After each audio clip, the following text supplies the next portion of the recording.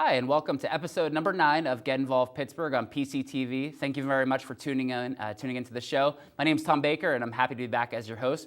We've enjoyed a lot of great guests over the course of this program, and we've got another great slate of 6 guests here for you in the next hour on Get Involved Pittsburgh. Just to go over who we're going to be with over the course of the next hour, we have Captain Glenn Malia here with us, Doug Smith and Jesse Marsh from Light of Life Ministries, Kelly Kachamba from the FBI, Lindsay Smith, the author of Junk Foods and Junk Moods, and Austin Ransom, a former student athlete from the University of Pittsburgh and now who works there with all the student athletes at the University of Pittsburgh. So it's going to be a great show. I just want to give you a quick update with how things are going for Get Involved. We did become a 503 over the course of the fall. We've got a great year of programming set up in 2012 with Power Hour, Morning Mix. Our third annual Pittsburgh Service Summit is coming up on April 4th at Carlow University again this year, and we're just about to kick off our third cohort of the Fast Track Community Leaders Program. So things are definitely going well within Get Involved. You can check out more about Get Involved just at getinvolvedinc.org, or you can always find out information at bakerleadership.com.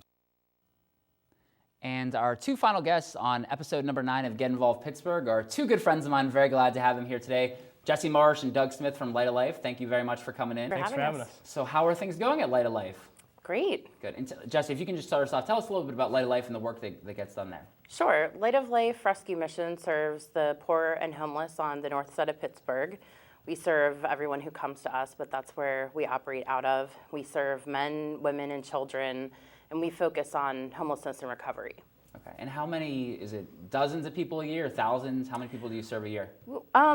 It's hard to say per year, but we serve about 275 meals per day. Per day, wow. And there are typically about 30 women enrolled in our Women and Children's program, plus all of their children.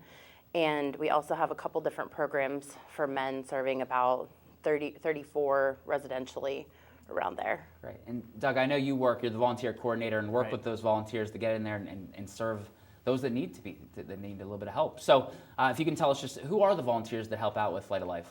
Yeah, volunteers are people from all throughout Pittsburgh. When I came here, I actually came from Church World, and recruiting is really big at Church World. So when I came in as volunteer coordinator, I thought I'm going to have to spend a lot of my time actually recruiting and going after it. And when I got there, it ended up being the complete opposite.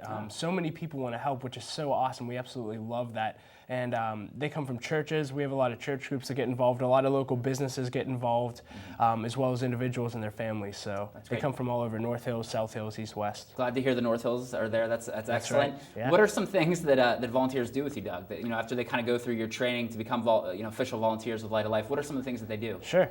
What we're most known for is probably our meal ministry, and that's what a lot of into with the mindset of, hey, I want to help serve meals, and we want that to be a starting place. We love people to come in and serve meals. We serve meals every day of the year, and it's a great opportunity, but we just want that to be the start of a relationship with us. A lot of people don't know that we have a Women and Children's program. They don't know we have a mentoring program they can get involved with, education and employment, and several other areas, and so they can do special projects. We always like to say that there's an infinite amount of volunteer opportunities, because we can literally make them up and find a way for anyone to make a difference. If people want to give their sweat equity, you're not turning it away, is what you're saying? Yeah, okay. And really to find what people are passionate about and what they're gifted at and put that to use at Light of Life. That's great. Jesse, maybe you can tell us just a little bit about the history of Light of Life. How long has it been around? How big of an, I came and met with you guys a few weeks ago. I thought it was just Doug, you, Brittany, and a few other friends kind of work. It's a huge organization. Tell us a little bit about it. Yep, we have a little over 50 employees. We serve hundreds and into the thousands of people each year. Light of Life will be celebrating its 60th anniversary soon. And so we've been homeless in different ways as the needs evolve on the north side for almost 60 years. Right. And you run the development, so you're making sure that the funds come in to make sure that all these great services are provided to our neighbors here in Pittsburgh. What are some ways that Light of Life kind of raises funds? We have an incredible number of individual donors who support us. That's really where the majority of our funding comes from.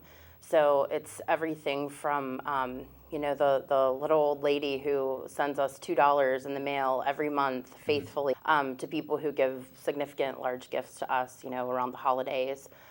We have a program called Friends of the Friendless, where people commit to sending money to us each month. Great. So mostly individual donors, but we also have some corporate partners, foundation partners that are generous to us as well. Great. And I know Tunch Ilkin, I've been to your gala and to the kickoff event with Tunch, and that's first where I met Doug, actually. That was the first time I met Doug, and he quickly became one of my favorite young professionals in the region. So, but the event with Tunch, what's going on with it coming up again for this year, right? The Walk with Tunch? We do. We're still finalizing a few of the details, but it looks like it's going to be on May 19th. Okay.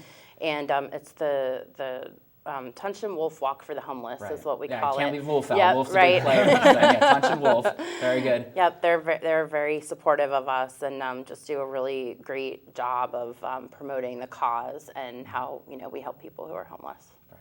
The one thing I wanted to, working in the nonprofit world at Big Brothers Big Sisters, you both working in the nonprofit world. I was just speaking to students at a career weeks ago about working in the nonprofit world. I was like, you get to make a positive difference and you actually receive a paycheck. It's an unbelievable thing. You get to work at Light of Life, I work at Big Brothers Big Sisters, and you actually get paid to do it. Nonprofit world is an amazing profession to be in. What kind of brought you both to the profession of nonprofit management and working in the sector? How about for you, Doug? What made you want to work in the nonprofit world? For me, when I was in high school, I actually graduated with a 1.6 GPA, and so my hopes and aspirations in life were not very high. I thought at best I would become a janitor, and realistically, not that there's anything wrong with that, but not what I exactly hoped for my life.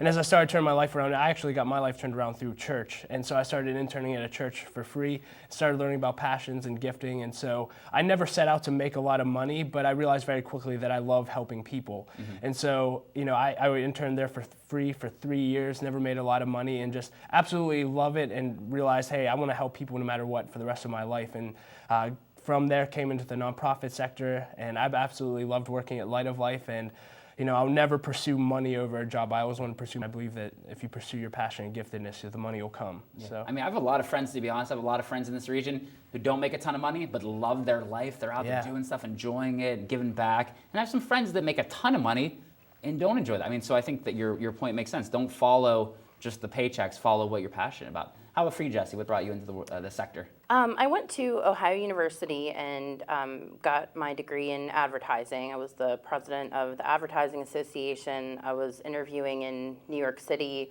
with some really interesting organizations. I just kind of had this moment where I realized that I didn't want to spend the gifts and talents that I have to make a bunch of money for people who are selling stuff. Sure.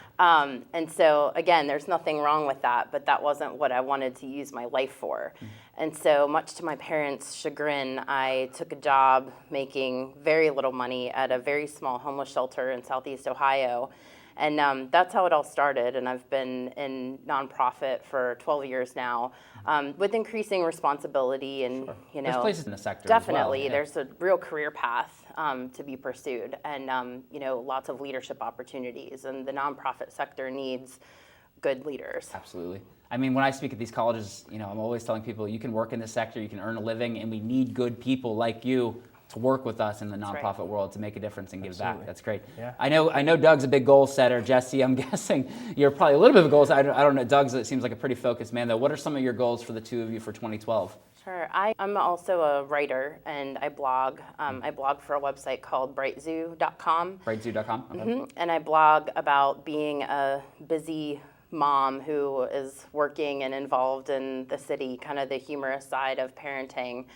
So I'd like to do more with my blog, and I'd just like to do more writing as opportunities arise. Great. How about for you, Doug? Yeah, 2012, big things, I'm sure. It's probably the biggest year of my life. I'm actually getting married this year. Right, it's a Lord. Right, very good. Congratulations. In August, that should be your only goal. Yeah, that will be my only focus. That's good. But getting married, so that's obviously a really big deal, marrying the love of my life. life. Well played, by the way, too. When your fiance sees this, she's going to be very proud of you for saying that. I know what I'm doing.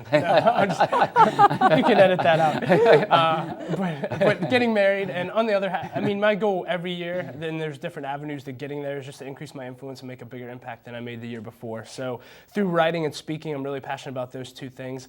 I just want to increase my influence over people to help them and grow as leaders and grow as young professionals. Great. Well, you're both making such a positive difference. What's the best way, though, those that are watching at home or on the internet, to either maybe utilize the services of Light of Life, or if they're seeing the show, or if they want to give back and get involved with you guys? What's the website? How can they keep in touch?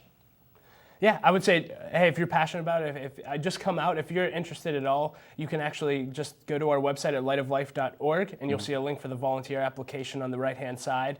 And after that, I will send you an email about attending a volunteer orientation, and that's where we go over the vision of our organization and all the areas involved. And hopefully from there you find an area you're passionate about and we plug you in. So Great. we'd love to have you, and thanks. Thank you. Yeah, Doug and Jesse, great way to wrap up our show here today. Thank you very much for being with us on the 9th episode of Get Involved Pittsburgh and for all that you do through Light of Life.